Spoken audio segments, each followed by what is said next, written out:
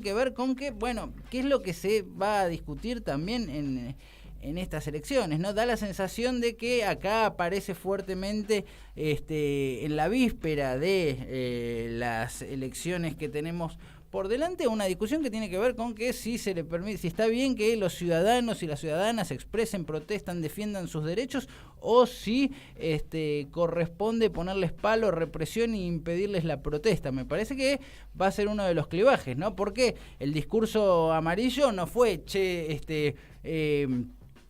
capaz se nos fue un poco la mano o en realidad estábamos... No, acá el discurso fue salir a bancar esta represión. Quien también estuvo en estos días en Jujuy fue otro periodista, sí, Juan Alonso, con quien venimos conversando desde la semana pasada. Nos viene contando día a día lo que ocurre allá en Jujuy. Ya está en la ciudad de Buenos Aires de regreso él. Juan, ¿cómo está? Juan Martín te saluda, me acompaña Lucía Nogara.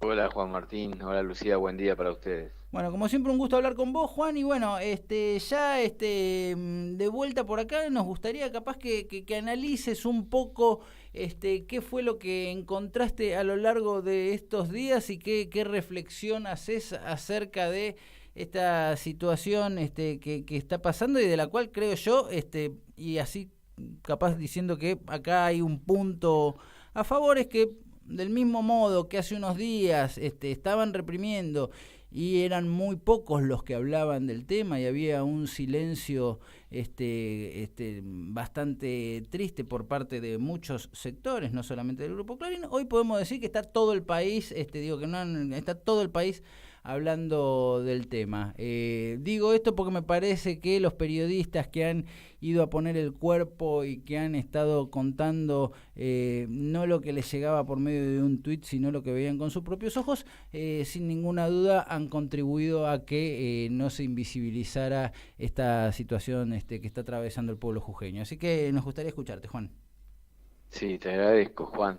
Bueno, mira, eh, eh, o- lo- para decir, según me cuentan en fuentes en Jujuy, tanto colegas, periodistas allí y personas de las comunidades de pueblos originarios en el norte y organizaciones sociales y docentes en la ciudad de San Salvador, ha amanecido hoy con una especie de estado de sitio, no, con un estado de sitio de facto, Uh-huh. decretado por el gobernador y por su ministro Álvarez García, que es el mismo sujeto que aparece involucrado en el golpe contra Evo Morales en Bolivia, como embajador en aquel momento. Uh-huh. Entonces, cerró la terminal de ómnibus, cerró el aeropuerto con la intención de alguna manera, aislar a los manifestantes que hoy de todas formas van a realizar una marcha de antorchas que va a partir alrededor de las 18:30, 19 y durará hasta las 20, más tardar, porque no se quieren exponer a una represión salvaje como la que se vivió ayer, una represión salvaje, brutal e ilegal por parte del gobernador Morales, que usó camionetas vinculadas al ingenio Ledesma y a otros asociados de negocios de él para llevar a agentes de civil y uniformados vestidos enteramente de negro, ocultando su identificación de oficialidad o de suboficialidad para que las personas no puedan denunciar la represión ilegal. Entonces, como Morales sabe que están en camino desde ayer, incluso Catalano viajó ayer a Jujuy, no sabemos aún si pudo ingresar vía Salta. Está viajando también Sonia Leso, máxima representante de CETERA a Uh-huh. nivel nacional, el gremio docente más importante con 500.000 afiliados en todo el país. Bueno, y otros referentes tanto digamos, del sector de la CGT vinculado a Palazzo como de ATE y CTA. Como quiere impedir que los dirigentes nacionales se solidaricen con los tres gremios docentes que están llevando desde hace ya más de 2 semanas esta puja con el gobernador, gremios que están encabezados por mujeres empoderadas, como ya hemos dicho en Caput en varias oportunidades. Morales de alguna manera plantea este estado de sitio y cierra absolutamente para aislar a los manifestantes de visitas que él considera que no deben venir a Jujuy. De hecho, hay una especie de piquete, no hay una especie, es un piquete que me cuentan que en Pampa Blanca organizó el propio Morales en la ruta que une Salta con Jujuy, con gente paga del gobernador para impedir el paso de automóviles y camionetas de personas que viajaron de Buenos Aires. Estoy hablando no personas violentas, sino estoy hablando de dirigentes de importantes sindicatos y gremios nacionales que han viajado desde Buenos Aires a Salta y de Salta a Jujuy. Bueno, hay un piquete organizado por el gobernador en la zona de Pampa Blanca, con personas pagas por él, para impedir que esas personas que se solidarizan con los pueblos originarios y los docentes en lucha puedan llegar a San Salvador. Juan.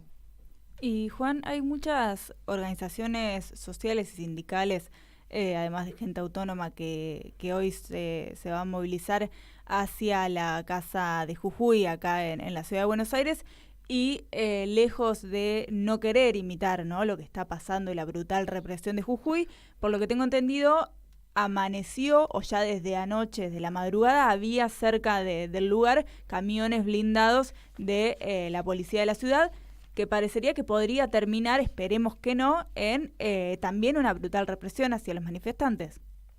Sí, ojalá que no se transforme en una represión como sucedió en Jujuy, pero la gestualidad indica que Larreta quiere actuar en modelo espejo del gobernador Morales. De hecho, tiene una alianza política con él, y ayer se sentó al lado de Patricia Bullrich y se sentó al lado de lo peor de la ultraderecha como Esper y el responsable de la 125, Lustó, justificando la represión ilegal y los grupos de tareas que actuaron en la provincia de Jujuy por orden de Morales. Bueno, ahí había al menos una funcionaria que participó junto a Morales en el gobierno de la última alianza. Recordemos cómo terminó eso, en el año 2001. Bueno, reprimió salió, mientras de la Rúa huía por los techos de la Casa Rosada en helicóptero, la Policía Federal, al mando del comisario Santos, a quien en esa época yo había entrevistado porque trabajaba en la revista Noticias, resulta que salieron a las calles a disparar con balas de plomo y mataron en total a 39 ciudadanos argentinos. Eso sucedió con Patricia Bullrich, Gerardo Morales, formando parte del gobierno de la alianza con De la Rúa a la cabeza. Claro. Juan, hay un tema que venís mencionando y sobre el cual me gustaría profundizar un poquito, que tiene que ver con los legisladores del PJ que votaron a favor de la constitución de Morales y de esta complicidad que hay por parte del PJ local con el gobierno provincial de Cambiemos y de Gerardo Morales. ¿Qué nos puedes decir al respecto? Mira, parte de eso lo pude contar, no tan profundamente, en la crónica que hice para el Cohete de la Luna, uh-huh. El Jujeñazo, que se publicó el domingo, en el portal que dirige Horacio Berbisky. Sí. Lo que sucede acá es que el PJ de Jujuy está controlado por Rubén Rivarola. ¿Quién es Rubén Rivarola? Rubén Rivarola es el máximo accionista del diario El Tribuno, uh-huh. De Jujuy. Tiene más intereses que el diario El Tribuno de Jujuy, sí. ¿Qué intereses tiene Rivarola? Tiene intereses en materia de construcción de edificios, como hace Larreta aquí en la Ciudad Autónoma de Buenos Aires. Bueno, el mismo modelo se plantea en las afueras de la ciudad de San Salvador de Jujuy. ¿Qué conexiones tiene con Morales? Tiene conexiones de negocios, del manejo del control del litio, la marihuana industrial, a cargo de uno de los hijos de Morales, y sobre todo esta ideación para digamos, destruir derechos adquiridos de las comunidades originarias y poner en riesgo el agua, la tierra y los minerales en un tema tan delicado como es el litio. Fíjate vos que yo en esa nota menciono y le pido opinión a una abogada que representa a 38 comunidades de Salinas Grandes, que es el salar a cielo abierto más importante de la Argentina.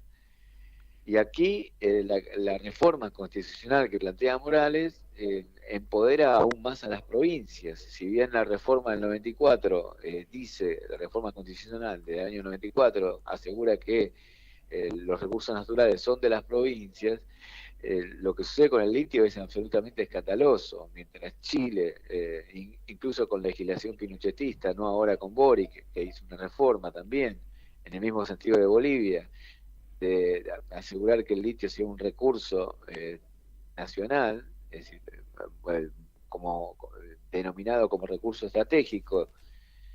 Aquí en la Argentina se llevan el litio por Chile y le queda muy poco al Estado Nacional de esa riqueza, más allá de los acuerdos que pueda sustentar el gobierno provincial de Morales. Lo que hace Morales con la reforma es potenciar aún más el poder de la provincia sobre esos recursos y avanza sobre los derechos que están previstos incluso en el convenio 169 de la OIT, que tiene manda constitucional en la reforma del 94 y sobre todo a partir del año 2000, cuando se incorpora a la Constitución Nacional. En resumen, el Rivarola y el PJ local son responsables junto a Morales de que la reforma parcial, ellos llaman reforma, que hicieron sobre la Constitución de Jujuy, viola la Carta Magna Nacional, que es la Constitución Nacional de la República Argentina, entre otras cosas, y lo hacen con un interés no solamente económico, sino político y geopolítico. Y esto que vos mencionabas recién, Juan, tanto del litio como del cannabis, ¿no? Que está el hijo de Morales ahí metido, son dos industrias que a la Argentina le podrían significar un montón de divisas, ¿no? Y algo muy importante en cuanto al desarrollo. Entonces, me parece quizás para quienes lamentablemente no les alcanza solidarizarse por el reclamo de los docentes y por los reclamos salariales, también entender que es perjudicial para todo el país y para el futuro y el desarrollo de los argentinos y las argentinas. Claro, y eso lo saben las maestras, que hace más de 15 días que están movilizándose con sus dirigentes a la cabeza. Vos fijate que una maestra de Jujuy que trabaja en la Puna no tiene movilidad, no tiene transporte para cumplir con su régimen de trabajo de 5 horas, me corrijo, porque en realidad era de 4, pero Morales la subió a 5. Y de cobrar un básico de 35.000 pesos pasaron a cobrar un básico de 52.000. Y lo que les propone el gobernador es subirle los porcentajes en negro que no capitan de alguna manera para la jubilación de estas docentes. Entonces son obligadas a viajar en micros absolutamente destartalados, destruidos, con las ruedas en severos problemas, al punto que se quedan en la ruta con una temperatura bajo cero, sin ventanillas. Entonces las docentes se tienen que bajar, tienen que hacer dedo con el peligro que eso conlleva, cosa que sucede en otras regiones del país. No estoy diciendo que solo sucede en Jujuy, también sucede en Añelo, donde está Vaca Muerta. Bueno, esto sucede en Jujuy.